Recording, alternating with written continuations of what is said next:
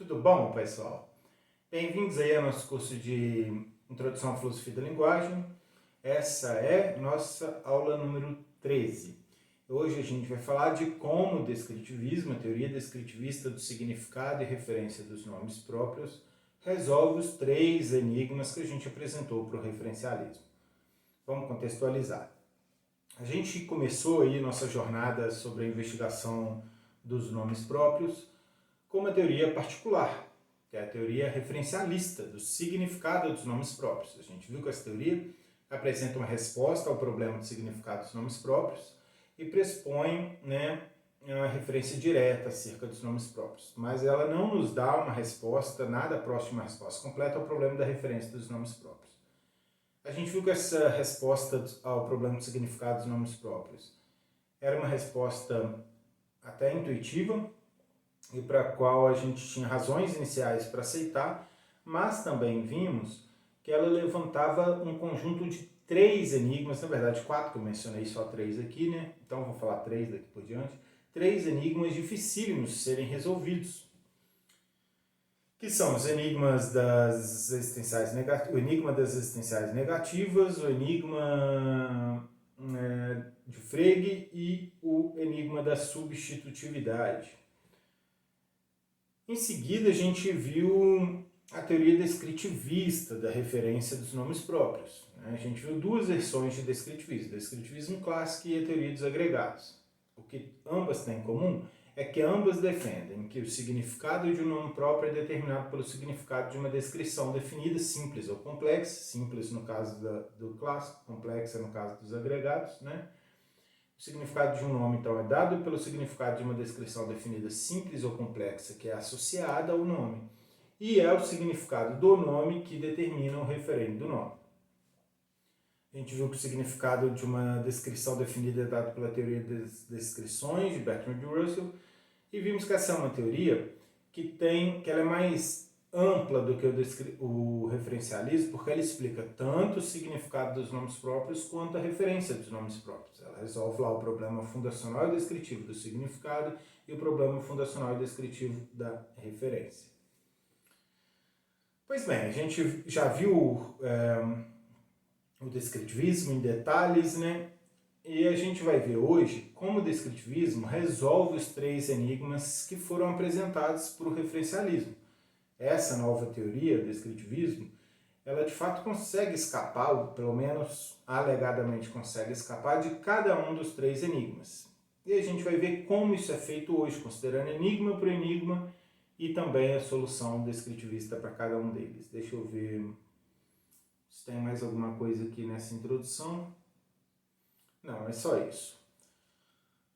Pois bem, vamos começar então com o nosso primeiro enigma. O primeiro enigma era o enigma das existenciais negativas, em particular o paradoxo das existenciais negativas singulares. Mas antes de chegar no paradoxo, eu quero só ressaltar uma coisa. O descritivismo, ele aparentemente acomoda bem os nomes próprios vazios. O que é um nome próprio vazio? É um nome próprio que não tem referente. A gente viu que nomes próprios são expressões que pretensamente selecionam um, no máximo, um objeto do mundo. Mas é claro que o nome pode falhar em desempenhar essa função. E isso foi um problema para o referencialismo. Por que foi um problema? Porque, de acordo com o referencialismo, o significado de um nome próprio é o referente dele. Então, se um nome falha em se referir, se um nome é vazio, isso significa que o nome não tem significado. E aí a gente fica com problema com nomes como Papai Noel, por exemplo, porque esse nome parece ter um significado, mas ele também parece não ter um referente. E o referencialista pode lidar com isso de diferentes modos. Um desses modos, por exemplo, foi afirmar que o Papai Noel, nomes próprios como Papai Noel, por exemplo, de fato se referem a algo, né? A gente viu que o Meinong declarou isso. Na verdade, esses nomes se referem a objetos inexistentes. Então, a realidade tem de um lado objetos existentes e de outro objetos inexistentes, né? O nome próprio Aristóteles seleciona um objeto existente. O nome próprio Papai Noel seleciona um objeto inexistente. O Meininger fez isso para não pagar o preço de ter de aceitar que esses nomes são destituídos de significado, que seria a outra solução. O referencialista está no seguinte dilema: ou ele aceita que nomes próprios, vazios, são destituídos de significado, ou eles têm que aceitar que esses nomes têm um referente. Nesse caso vai ter de ser um referente bem estranho, né? Aquelas entidades não existentes ou coisas assim. E a gente viu um pouquinho da discussão metafísica e foi parar lá na existência de Papai Noel. Na verdade, não na existência de Papai Noel, né? Na tese de que Papai Noel é um objeto, porém é um objeto inexistente, mas faz parte da realidade mesmo assim. O descritivismo não tem esse problema, aparentemente. Ele pode acomodar perfeitamente a ideia de que Papai Noel, o nome próprio Papai Noel, é vazio, né? Ele se refere a nada, mas ao mesmo tempo é dotado de significado. E por que isso? Porque o significado de um nome é dado pela descrição definida associada ao nome. Mas a descrição, a gente viu lá, pode ter significado, mesmo que ela não tenha um referente. Então, nomes próprios um nome próprio pode ter uma descrição dotada de significado associada a ele, mesmo que ele não tenha um referente. E assim, o descritivismo não tem problema nenhum em declarar que nomes vazios são dotados de significado, são sim, né, dotados de significado, mas não possuem referente. Pensa numa frase com a frase 1 aí. Papai Noel é legal. Imagina agora que a descrição, antes disso, né, de acordo com o descritivista, o significado de Papai Noel é dado pela descrição que é associada ao nome. Eu vou usar aqui o exemplo só do descritivismo clássico, porque é uma teoria mais simples. Mas a solução funciona igualmente para o clássico e para a teoria dos agregados. Tá? Basta, quando eu colocar a descrição simples do clássico, você substituir ela pela descrição do agregado e você vai ter a solução da teoria dos agregados. A solução é a mesma, só muda que num caso você apela a uma descrição particular e no outro você apela àquela descrição bem complexa do Searle, né? Mas para facilitar a nossa vida, eu vou dar sempre o exemplo aqui da solução tomando o descritivismo clássico como padrão, porque é mais fácil apelar uma descrição simples do que eu ficar apelando lá. O indivíduo que acerca do qual o número é suficiente, porém vago e não especificado das afirmações LD1, LD2, LDN são verdadeiras, né? Isso seria mais entediante ainda. Então, beleza, vamos pensar numa frase comum, né? Papai Noel é legal. De acordo com o descritivismo, o significado do nome é dado pelo significado da descrição associada. Vamos imaginar que a descrição que eu associo ao nome Papai Noel seja algo como o velhinho barbudo do Polo Norte que dá presente para as crianças todo Natal. Então é essa a descrição que eu associo ao nome próprio Papai Noel. De acordo com o descritivismo, quando eu digo né, Papai Noel é legal, o que eu realmente estou dizendo é 2. O velhinho barbudo do Polo Norte, que dá presente para as crianças todo Natal, é legal. Até aí tudo bem, a gente já viu tudo isso. A gente viu também que quando eu digo 2, o que realmente eu estou dizendo é 2 linha, que aí já usa a análise da teoria de descrições do Russell, né? Que existe e no máximo um velhinho barbudo do Polo Norte que dá presente para as crianças todo Natal. E ele é legal. Agora repara que curioso. A afirmação 2 linha, ela é claramente dotada de significado, mesmo que Papai Noel não exista. Na verdade, se Papai Noel não existir, então essa afirmação vai ser falsa, né? Vai ser falso que existe e apenas um velhinho barbudo do Polo Norte que dá presente, né? Vai ser falso. Mas se ela é falsa, então ela é dotada de significado. Uma afirmação só pode ser falsa se for dotada de significado. Então o descritivismo explica perfeitamente como a afirmação Papai Noel é legal pode ser dotada de significado mesmo que Papai Noel não exista, né? Nesse caso ela vai ser falsa, certamente porque vai ser falso que existe e apenas um velhinho barbudo, blá blá blá. Mas ela vai ser dotada de significado. O descritivismo não tem problema em explicar o significado de frases contendo nomes vazios. Essas frases podem perfeitamente ser dotadas de sentido ou significado. Claro, alguém poderia objetar assim, mas Sagi, será que não é verdade que Papai Noel é legal? Tipo, parece que, pelo menos em certos contextos, isso é verdade, né? Não parece ser simplesmente falso que Papai Noel é legal. Em resposta a isso, e o descritivismo implica que seria falso, porque essa afirmação é traduzida numa afirmação existencial, que afirma a existência de um e apenas um, blá blá blá. Como não existe um e apenas um velhinho barbudo, blá blá blá, essa afirmação seria falsa. Alguém pode ver isso como uma consequência estranha, afinal parece ser correto dizer que Papai Noel é legal. O descritivista pode responder isso notando duas coisas. Primeiro, essa afirmação não é falsa porque Papai Noel falha em ter a propriedade de ser legal simplesmente. Ela é falsa porque nem existe um velhinho barbudo no Polo Norte, etc. Né? Que dá presente para as crianças todo Natal. Nem existe esse velhinho. Ela é falsa porque a cláusula existencial e da unicidade falha em ser satisfeita. Né? Segundo, o descritivismo pode recorrer aqui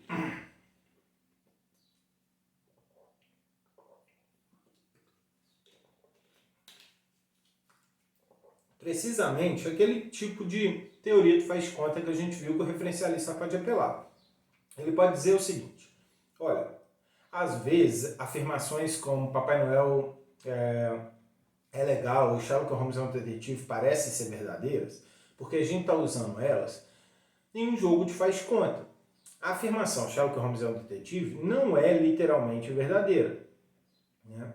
Mas a gente pode usar ela num jogo de faz-conta. Ela pode ser verdadeira naquele jogo de faz-conta. A gente já viu como funciona essa teoria de faz-conta, né? Então, quer dizer, é falso, é literalmente falso que Papai Noel é legal, porque é literalmente falso que existe um e apenas um velhinho babudo no Polo Norte que dá presente a todas as crianças e ele é legal. Mas, quando você conta isso para o seu filho, você está fazendo de conta que existe um e apenas um velhinho barbudo, blá blá blá blá. Então, naquele jogo de faz-conta, essa afirmação é verdadeira, mas ela só é verdadeira naquele jogo de faz-conta. O descritivismo não há empecilho nenhum para ele apelar ao descritivismo aqui com relação a faz-conta. Ele pode perfeitamente dizer que às vezes nós usamos tais afirmações em jogos de faz-conta, e essas afirmações podem ser verdadeiras naquele jogo de faz-conta, mas só no jogo de faz-conta. Sherlock Holmes é um detetive, é verdadeiro só no jogo de faz-conta criado por Conan Doyle. Só. Ele não é literalmente verdadeiro. Isso pode levantar a seguinte suspeita. Eu falei que as teorias aliás, descritivistas famosos, como John Searle, apelam à teoria de faz-conta para explicar esses casos aí, né? O John Searle faz isso no Estatuto Lógico do Discurso Ficcional, como eu já indiquei na aula que a gente discutiu isso. Isso pode deixar alguém com o pé atrás com o descritivismo pela seguinte razão. Ora, a estratégia de faz-conta não foi usada pelo referencialista e a gente não concluiu que ela era implausível. Por que agora o descritivismo pode usar ela sem a gente concluir isso?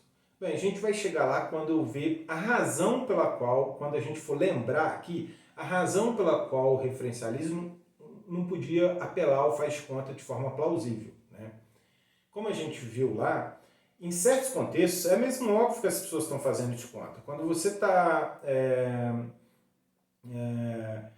jogando o jogo do Conan Doyle, né, dizendo que o Sherlock Holmes é um detetive, etc., quando o Conan Doyle está dizendo isso para você, é evidente que ele está fazendo de conta. Né? Nesses contextos, onde é evidente que há um jogo de faz-conta, não há problema nenhum em apelar à teoria de faz-conta. E nesses contextos, o descritivista pode apelar tranquilamente. Em resumo, a afirmação Papai Noel é legal tem significado e ela é literalmente falsa, porque ela tem a seguinte estrutura: existe um e apenas um indivíduo que mora no Polo Norte, é barbudo e dá presente para as crianças todo Natal, e esse indivíduo é legal. Como é falso que existe esse indivíduo, essa afirmação é falsa. Mas essa afirmação pode ser verdadeira em um jogo de faz-conta, sem problema nenhum. E é isso que dá a impressão para a gente que às vezes afirmações desse tipo são verdadeiras. É verdade que Sherlock Holmes é um detetive? Literalmente não. Mas a gente faz conta que isso é verdade quando joga o jogo do Conan Doyle, quando está lá no contexto do faz-conta criado pelo Conan Doyle. Né? Esse é o resumo de como o descritivismo pode tratar nomes vazios. Okay? Aparentemente até aí não tem problemas muito imediatos. A teoria parece se sair bem com esses nomes vazios. Há quem discorde disso, tá? Mas a teoria parece sair bem com nomes vazios. Mas o nosso problema, a gente viu que a ideia referencialista de que o significado é o referente, o significado de um nome é o referente, leva a um problema muito particular, que é o paradoxo das existenciais negativas singulares, né? E agora a gente vai ver como o descritivismo lida com esse paradoxo. Esse paradoxo surgiu a partir de afirmações como 3, que você vai ver aí na sua tela. Papai Noel não existe. Por que essas afirmações são um problema para o referencialismo, para a teoria referencialista dos nomes? Lembra, eu até pus esse desafio, né? Como pode o referencialismo explicar que essa afirmação é verdadeira? Elas são um problema pela seguinte razão. Aparentemente, a afirmação de que Papai Noel não existe é verdadeira, né? É verdade que Papai Noel não existe. Se ela é verdadeira, ela tem significado. Mas se ela tem significado, cada parte dela tem significado, o que significa que o nome próprio Papai Noel tem significado. Ora, de acordo com o referencialismo, o significado do nome próprio Papai Noel é o seu referente. E qual é o referente desse nome? O próprio Papai Noel. Não sou eu, não é você, não é a Anitta, etc. É o próprio Papai Noel. Mas isso parece indicar, então, que Papai Noel existe. Ou seja, a gente começou com a suposição de que Papai Noel não existe e agora termina com a suposição de que Papai Noel existe. E isso vai acontecer toda vez que a gente tentar negar a existência de algo. A gente nunca consegue negar a existência de uma coisa sem implicar que essa coisa existe, se o referencialismo está correto. E isso foi um problemão. Obviamente, a gente viu lá que há dois modos de escapar disso principais. Um é apelar a teoria de faz-conta e o outro é apelar aos objetos inexistentes, como faz Meinong, né? Não, olha, Papai Noel não existe, é verdadeira, mas o nome tem um referente. Acontece que o referente do nome próprio Papai Noel é um objeto inexistente. Papai Noel é um objeto, é parte da realidade. Assim como eu sou parte da realidade, Papai Noel também é. Só que ele é um objeto inexistente. Há objetos inexistentes e há objetos existentes. Eu sou um objeto existente, você é um objeto existente. Papai Noel, Sherlock Holmes e cookies, a cibererê são objetos inexistentes. Essa solução nos compromete com a tese metafísica bem estranha de que há objetos inexistentes, né? De que eles são parte da realidade, que a realidade inclui esse tipo estranho de objetos. O descritivismo não tem grandes problemas com essa afirmação 3 aí, Papai Noel não existe. Na verdade, ele vai interpretar essa afirmação, vamos lembrar novamente, Papai Noel, o significado do nome é dado pelo significado da descrição. E qual é a descrição que a gente está associando ao nome aqui? A descrição é o velhinho do Polo Norte que dá presentes para... o velhinho barbudo, né, do Polo Norte que dá presente para as crianças todo o Natal. Essa é a descrição que a gente está associando ao nome Papai Noel. Então, quando eu digo que Papai Noel não existe, de acordo com o descritivismo, o que eu estou dizendo é que o velhinho barbudo do Polo Norte que dá presente para as crianças todo Natal não existe. É isso que eu estou dizendo. Só que isso, de acordo com o descritivista, é interpretado em termos de 3 linhas, que é o que você vai ver na sua tela aí. É falso que existe um e apenas um velhinho barbudo do Polo Norte que dá presentes para as crianças todo Natal. Olha que curioso. Essa afirmação aí, 3 linhas, é falso que existe um e apenas um velhinho barbudo do Polo Norte que dá presente para as crianças todo Natal? Ela pode perfeitamente ser verdadeira sem implicar a existência de qualquer coisa. Na verdade, para essa afirmação ser verdadeira, tem mesmo de ser falso que exista um e apenas um velhinho barbudo no Polo Norte que dá presente para as crianças todo Natal. A afirmação de que Papai Noel não existe é interpretada como uma afirmação de que é falso que existe um e apenas um item que é um velhinho barbudo do Polo Norte que dá presente para as crianças todo Natal. E seja quem for... é só isso, né? Perdão, é só isso. A afirmação de que Papai Noel não existe é interpretada simplesmente desse modo. E isso permite o descritivista explicar como essa afirmação pode ser verdadeira sem pressupor qualquer tipo estranho de entidades. Afinal, é simplesmente evidente que pode ser falso, que exista um e apenas um velhinho barbudo no Polo Norte, blá blá blá, né? Sem que exista qualquer velhinho desse tipo. Essa afirmação nega, literalmente, diz que é falso, literalmente, que existe um indivíduo que é o único a ter a propriedade de ser velhinho barbudo e etc. Não tem nenhum problema aqui com relação a contradições, nem nada. Nenhuma contradição se segue de 3 linhas. Vou botar 3 linhas na sua tela de novo. Leia com cuidado. É falso que existe um e apenas um velhinho barbudo do Polo Norte que dá presentes para as crianças todo Natal. Fica olhando para essa afirmação aí e se pergunte, de onde surgiria um paradoxo aí? Há algum problema em supor que essa afirmação é verdadeira? A resposta é não. Você pode perfeitamente supor que aquela afirmação é verdadeira sem ter de aceitar que Papai Noel existe, sem ter de aceitar que a realidade divide entre objetos existentes e inexistentes e ter lá de se comprometer com uma metafísica do não ser, nem a metafísica dos objetos inexistentes. Não há enigma nenhum aí surge da interpretação do descritivista.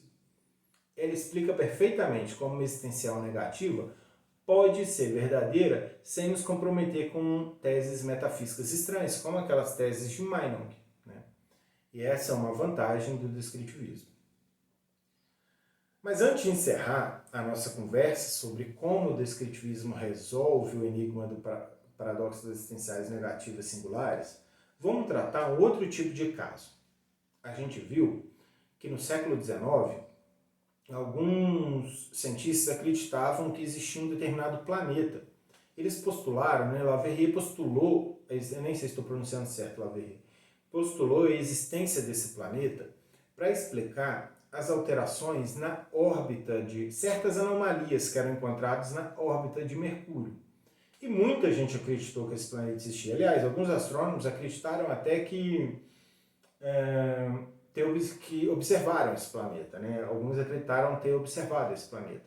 Essa história, por sinal, é fabulosamente contada no livro The Hunt for Vulcan. Esse livro eu acho que não tem traduzido em português ainda, mas ele vai estar nas minhas referências. Quem lê inglês e quiser ler essa história da caça por Vulcano, vale muito a pena. É uma história fabulosa que ensina um bocado também sobre filosofia da ciência, etc. Então, assim, vale muito a pena mesmo. Eu aconselho muito a ler esse livro. É extremamente prazeroso de ler. Então, assim, extremamente prazeroso. Vocês vão se divertir muito. Pois bem. Só que acontece que esse planeta não existia, né? Esse planeta foi chamado de Vulcano e depois descobriu-se que ele não existia. Então, os cientistas usaram a afirmação Vulcano não existe para comunicar a tese de que o Vulcano não existia, né? E essa afirmação é verdadeira.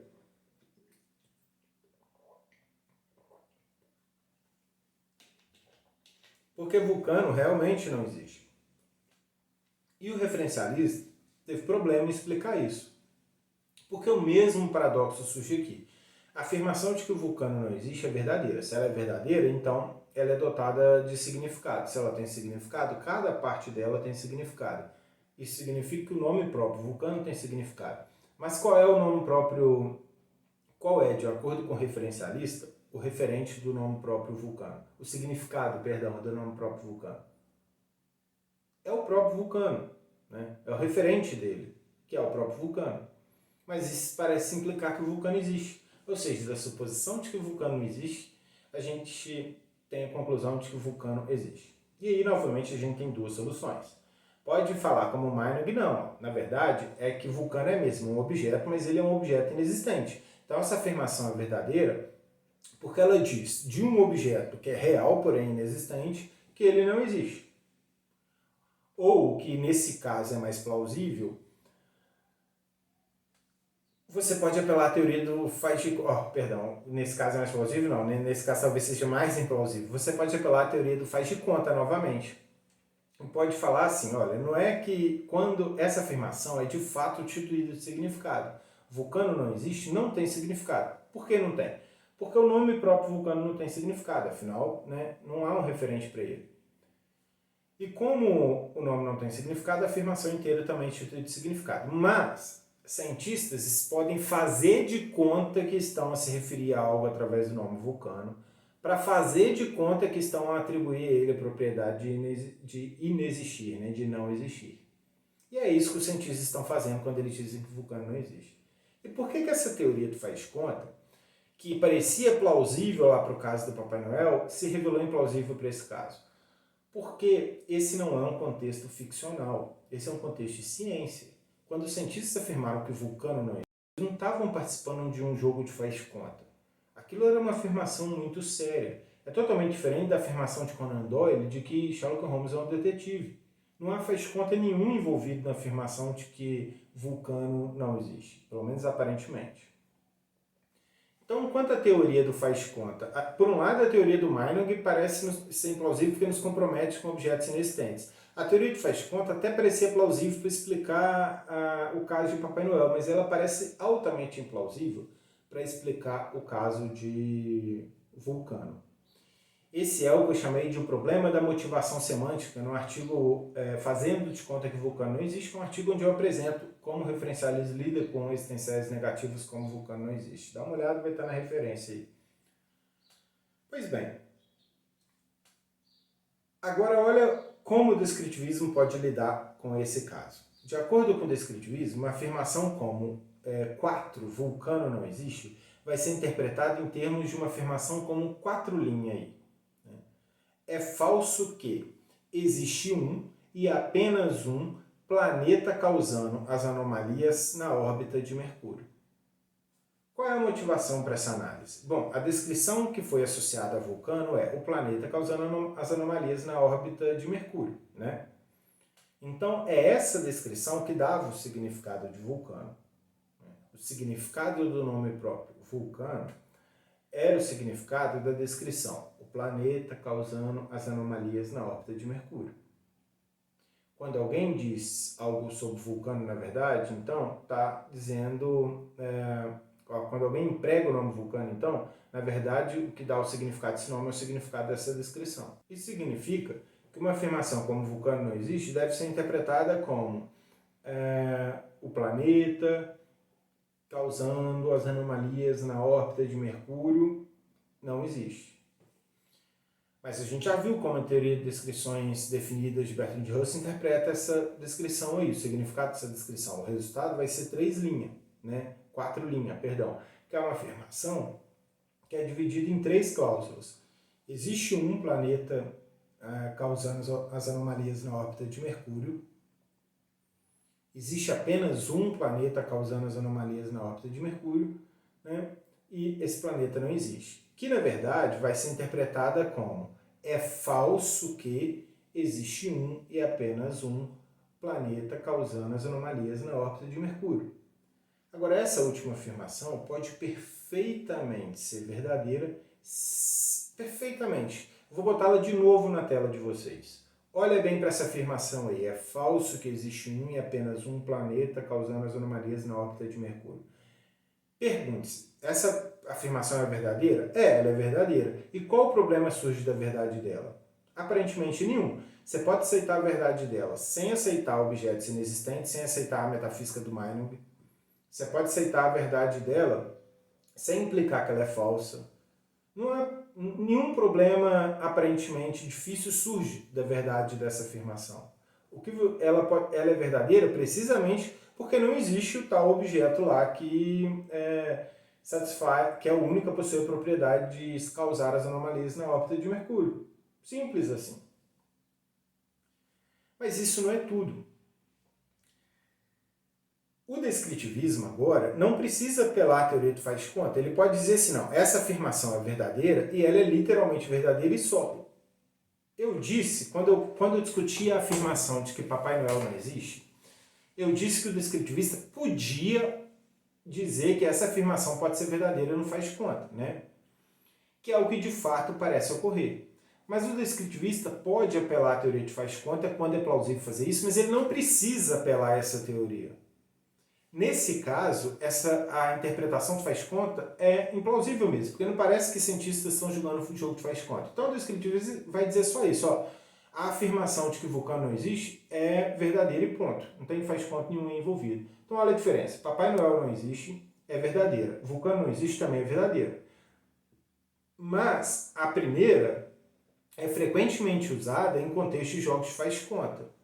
E aí, naqueles contextos de jogos de faz-conta, essa frase pode ser falsa, né? Porque a gente pode fazer de conta que Papai Noel existe.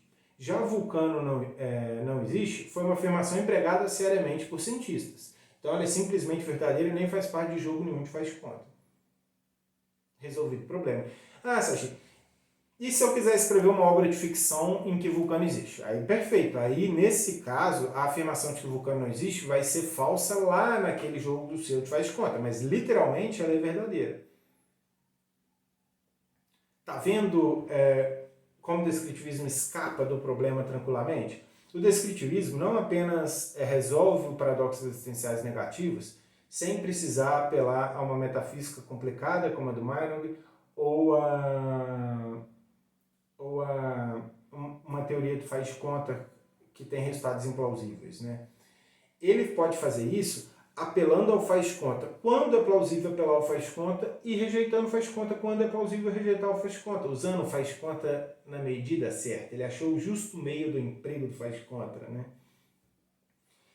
Então a teoria parece se sair muitíssimo melhor do que o referencialismo com respeito ao paradoxo das existenciais negativas singulares.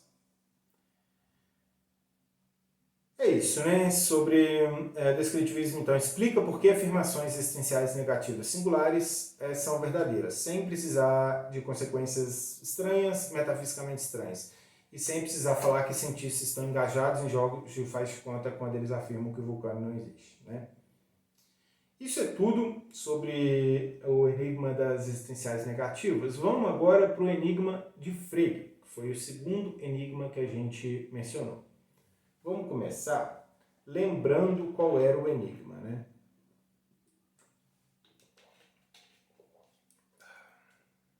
Considera as seguintes duas frases que vão aparecer aí na tela de vocês. 5. Anitta é Anitta. 6. Anitta é Larissa Macedo Machado. De acordo com o referencialismo, o significado de um nome próprio é o objeto referido por ele, né? De acordo com a composicionalidade, com o princípio da composicionalidade, o significado de uma frase é determinado pela sua estrutura e pelo significado de suas partes. As frases 5 e 6, têm exatamente a mesma estrutura, elas são afirmações simples de identidade, né? Exatamente a mesma estrutura. A única diferença entre elas é que em 5, né, em 6, o nome Larissa Macedo Machado está ocorrendo no segundo local onde o nome Anitta ocorre em 5. Ou seja, a única diferença entre elas é o nome Larissa Macedo Machado ocorrendo em 6, num dos locais onde o nome Anitta ocorre em 5. Né?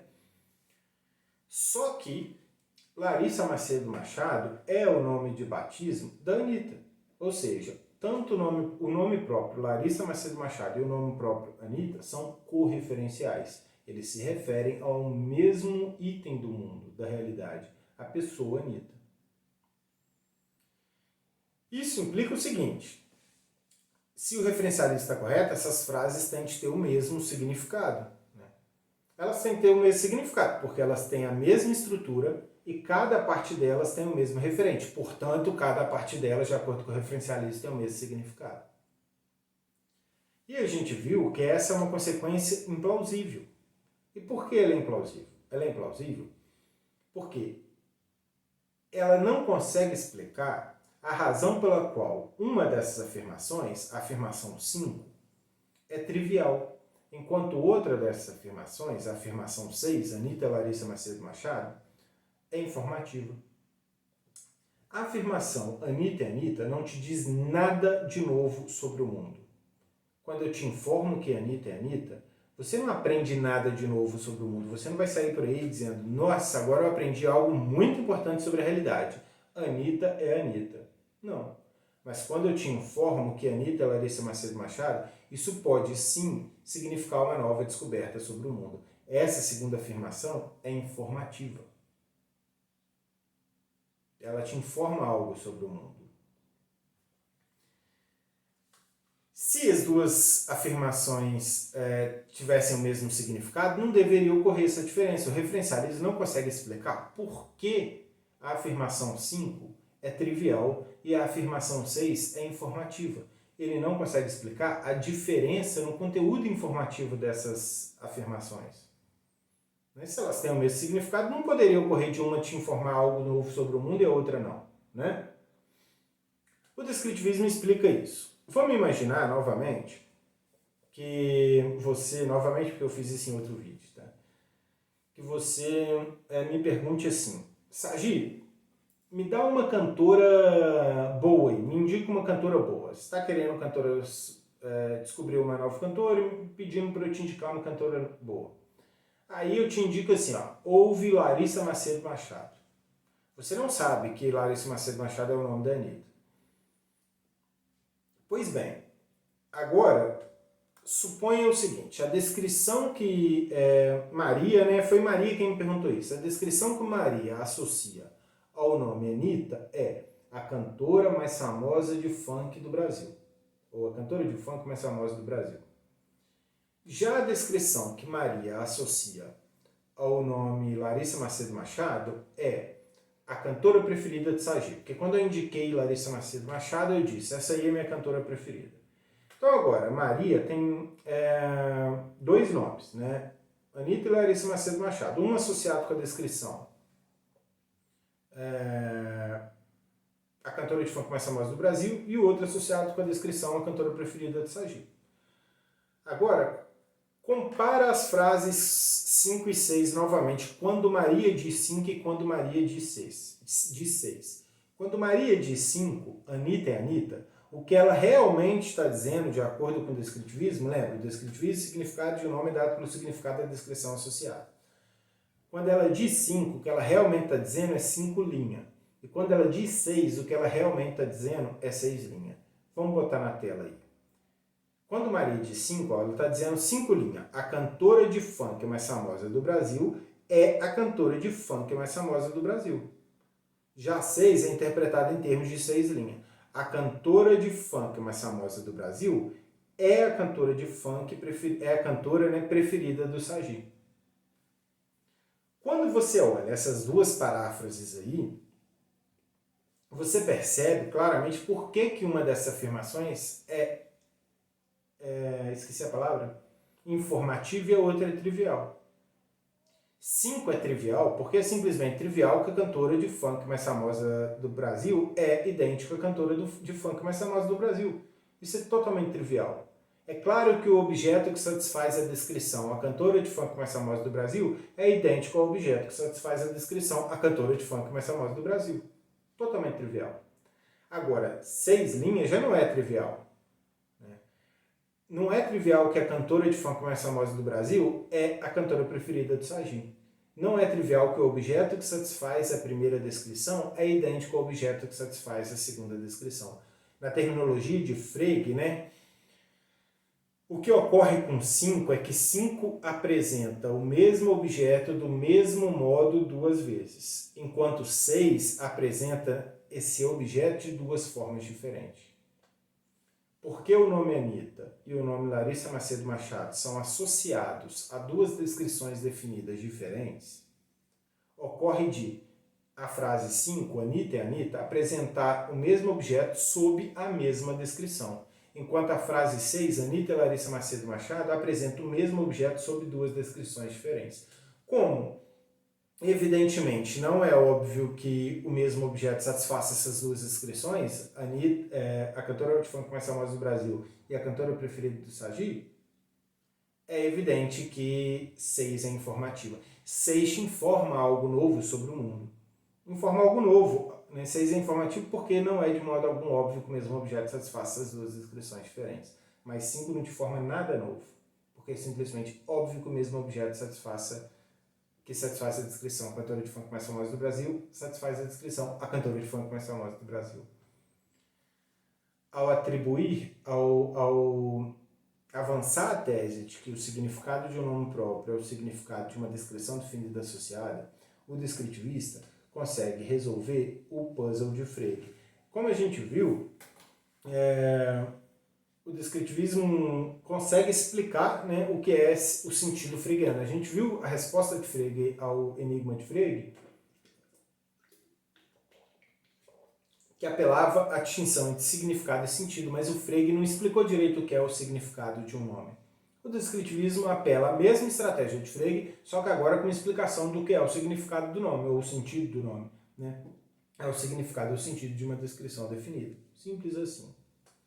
Então lembre-se, por que uma frase da forma A igual a A é trivial e uma frase da forma A igual a B pode ser informativa?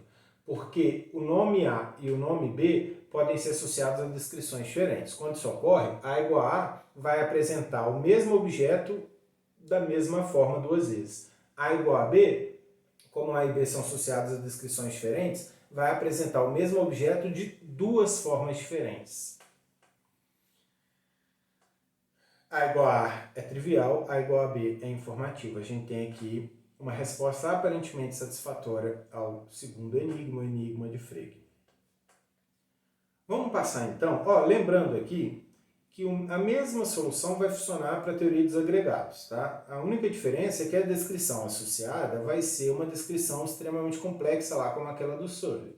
Mas a teoria funciona na mesma. Tanto o descritivismo clássico quanto a teoria dos agregados, o descritivismo dos agregados resolvem esses problemas, tá? De forma muito similar. Só muda que o segundo apela a uma descrição complexa, onde o primeiro apela a uma descrição simples.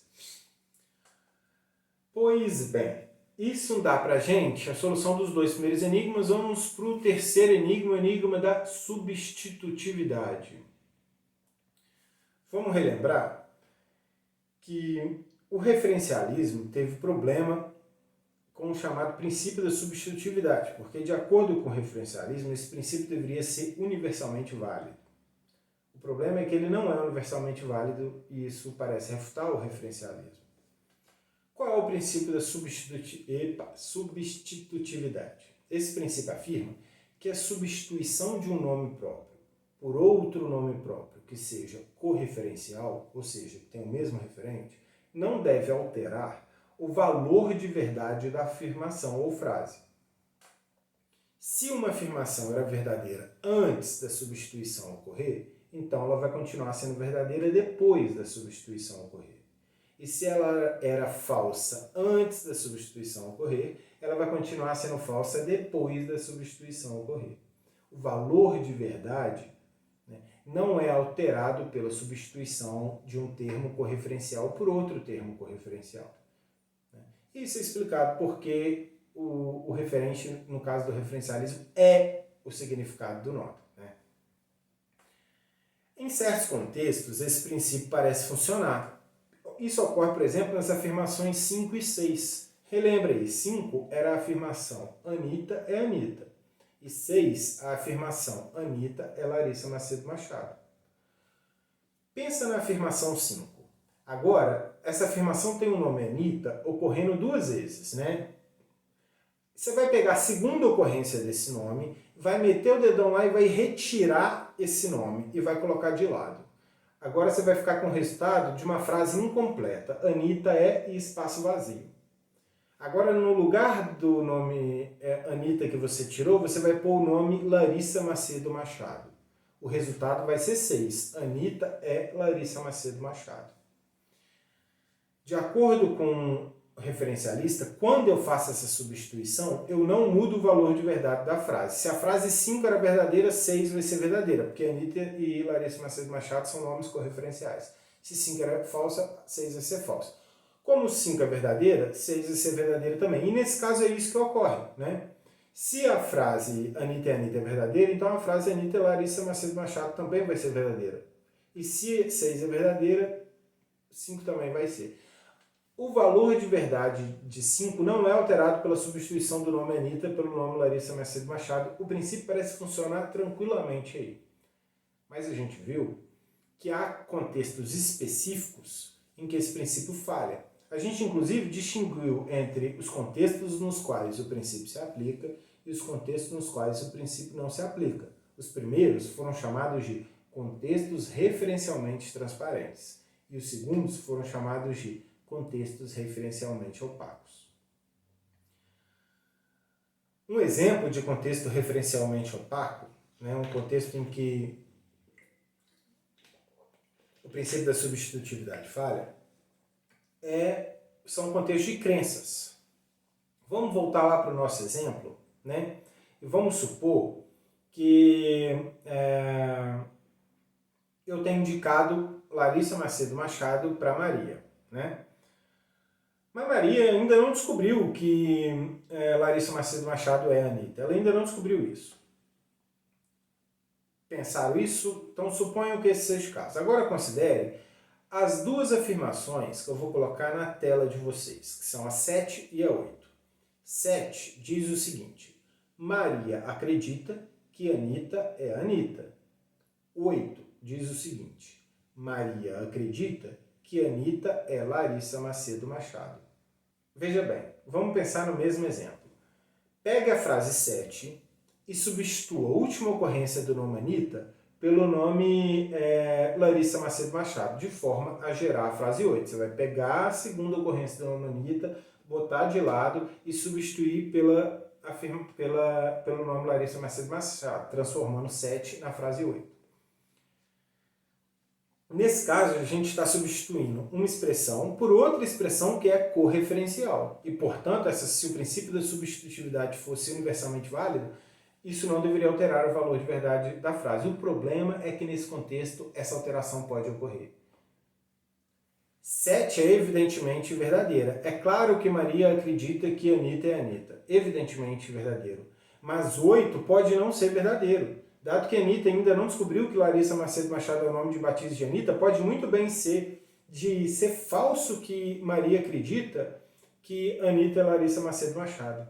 Ou seja, 7 é verdadeira, mas 8 não. Isso significa que a substituição do nome Anitta pela expressão correferencial Larissa Macedo Machado de fato alterou o valor de verdade da frase. Esse é um contexto no qual a substituição de um nome por outro nome correferencial altera o valor de verdade da frase e, portanto, o princípio da substitutividade falha. E o referencialista parecia não ter qualquer modo de explicar isso. Ele não conseguia explicar por que o princípio falha nesse contexto.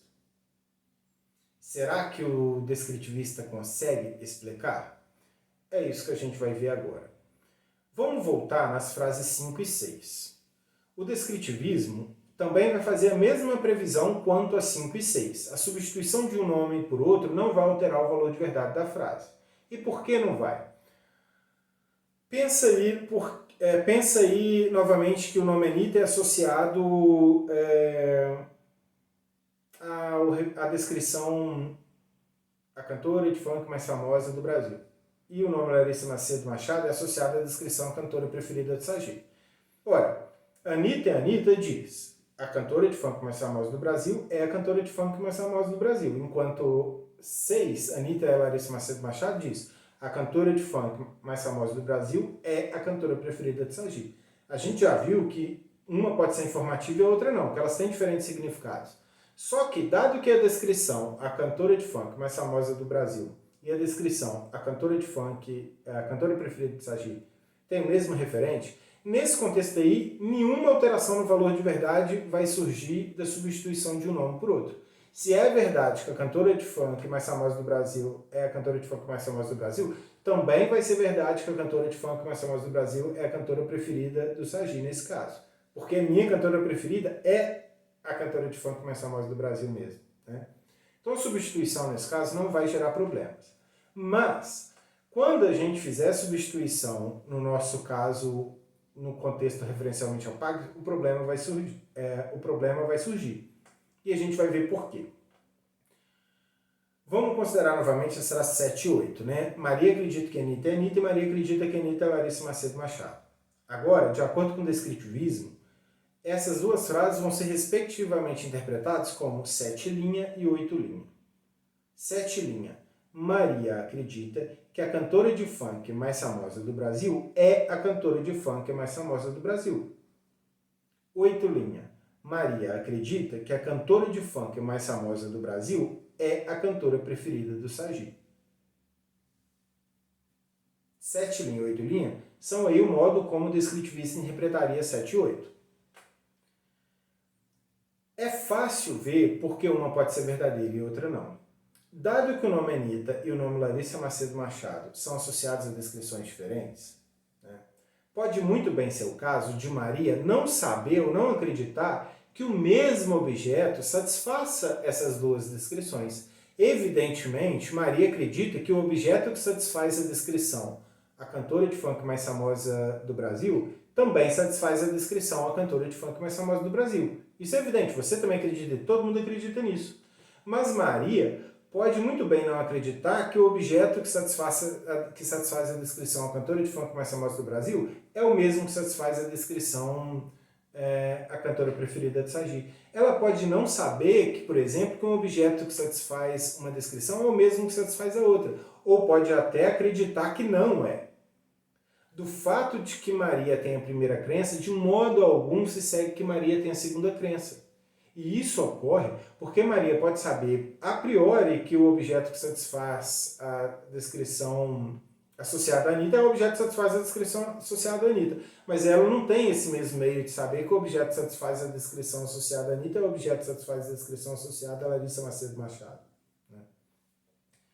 Então, em virtude do fato de que Maria pode ser ignorante sobre um objeto que satisfaz ambos os modos de apresentação associados ao nome, ambas as descrições diferentes associadas ao nome, ela pode muito bem não acreditar que Anitta é Larissa Macedo Machado. Então, 7 pode ser falsa, mesmo que 8, 8 pode ser falsa, mesmo que 7 seja verdadeira.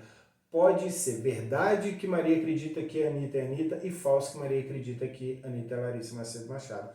Quando a gente reconhece que o significado de um nome próprio é dado pela descrição, pelo significado da descrição definida associada a ele, a gente consegue explicar por que 7 pode ser verdadeiro enquanto 8 pode ser falso. E por que substituição de um nome por outro correferencial falha nesse caso. A substituição do nome Anitta pelo nome Larissa Macedo Machado falha em preservar a verdade em contexto de crença porque o indivíduo pode não saber que o objeto que satisfaz a descrição associada ao nome é o objeto que satisfaz a descrição associada ao outro nome. Pode nem acreditar nisso, ou pode mesmo até acreditar que esse não é o caso. É por isso que, em contexto de crença, a substituição altera o valor de verdade das frases. Ou melhor, pode alterar o valor de verdade das frases. Né? É isso. No mesmo, em resumo, o descritivismo consegue, então, resolver o problema da substitutividade, o enigma da substitutividade. E com isso ele consegue resolver todos os 3 enigmas que surgiram para a teoria referencialista do significado dos nomes. O resultado que a gente tem até aqui é o seguinte. O descritivismo ele tem uma vantagem aparentemente inicial sobre o referencialismo.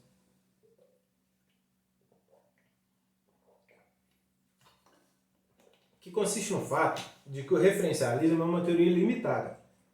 Ele explica apenas o significado dos nomes próprios. Ele não explica a referência dos nomes.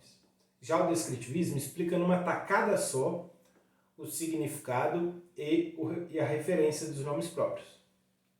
Então essa já é uma vantagem, porque o descritivismo tem poder explicativo maior, ele explica mais fenômenos. E quando uma teoria explica mais fenômenos que a outra, pelo menos se a explicação for adequada, a gente prefere ela, não é mesmo? Então essa já é uma vantagem inicial do descritivismo sobre o referencialismo. A segunda vantagem é que o descritivismo resolve todos os 3 enigmas apresentados para o referencialismo. Nesse momento alguém pode estar pensando, fim de papo, né? O descritivismo claramente ganha do referencialismo. A gente agora tem que jogar o referencialismo fora e aceitar o descritivismo. A teoria descritivista dos nomes venceu o debate, certo? Nem tão certa assim.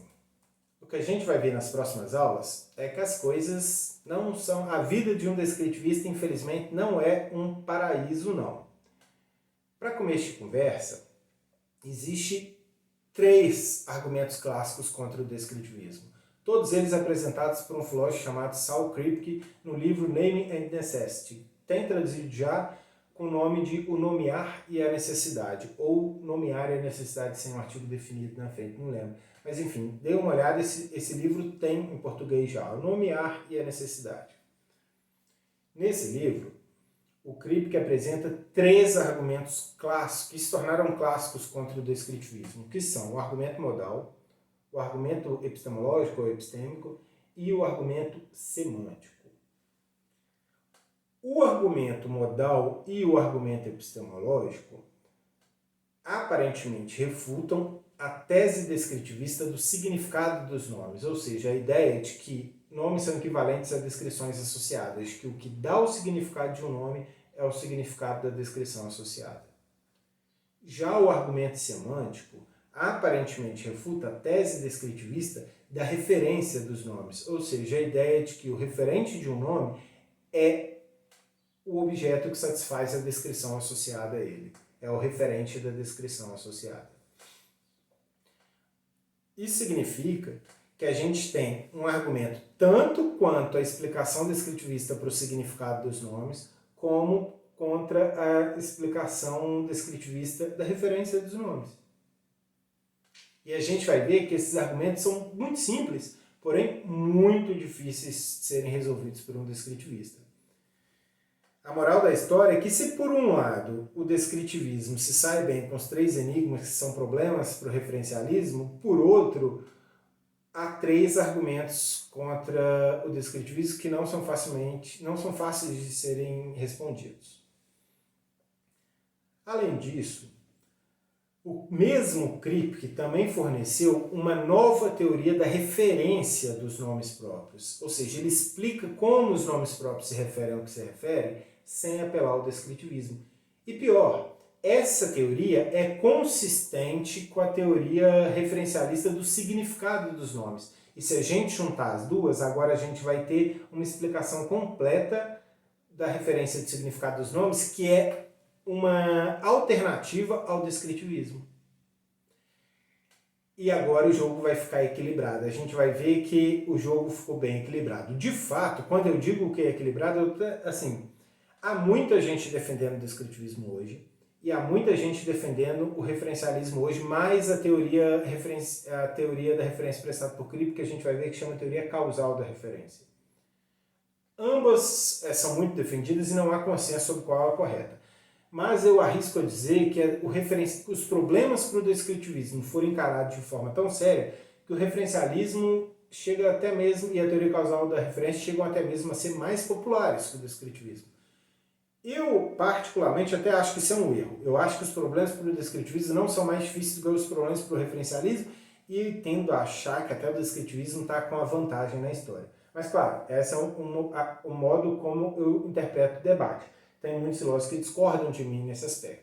E o que a gente pode dizer com segurança é que a gente fica numa sinuca de bico. Referencialismo enfrenta problemas, descritivismo enfrenta problemas e a gente não sabe muito bem qual apelar. Que é algo que motiva aí você a entrar no debate. Você pode, quem sabe, você não resolve um problema, né?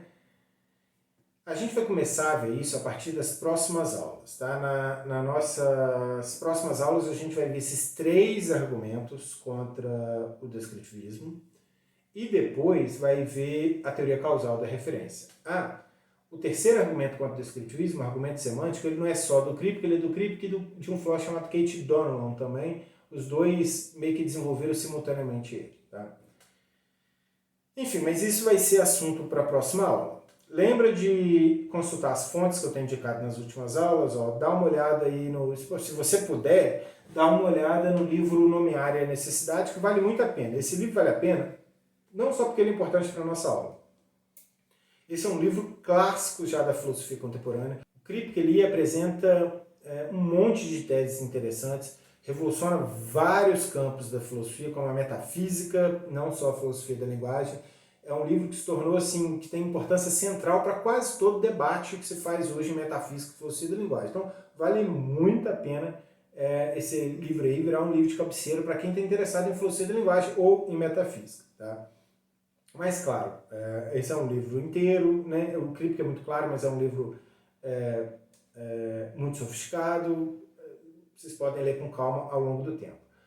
E continuem lendo aí o primeiro capítulo de Como os Nomes Nomeiam, do livro Como os Nomes Nomeiam, e podem começar a ler o capítulo 2 desse livro. O capítulo 2 é a teoria causal da referência, que vai ser nosso assunto aí daqui a pouco. Então, se você quiser se antecipar, no capítulo 1, eu apresento os 3 argumentos que eu vou apresentar na próxima aula. Então, se você quiser saber esses argumentos antes, consultem ele. No capítulo 2, eu apresento a teoria causal da referência, que vai ser assunto aí daqui a 3 ou 4 aulas, então vale a pena também vocês já começarem a consultar. Sempre é bom ler os livros e os artigos antes da aula, né? Sempre é bom. E eu gasto muitas aulas no mesmo, então assim, você pode passar bastante tempo lendo. Isso encerra pra gente, né? A gente agora se vê na próxima aula. Abraço a todos vocês e até a próxima, pessoal.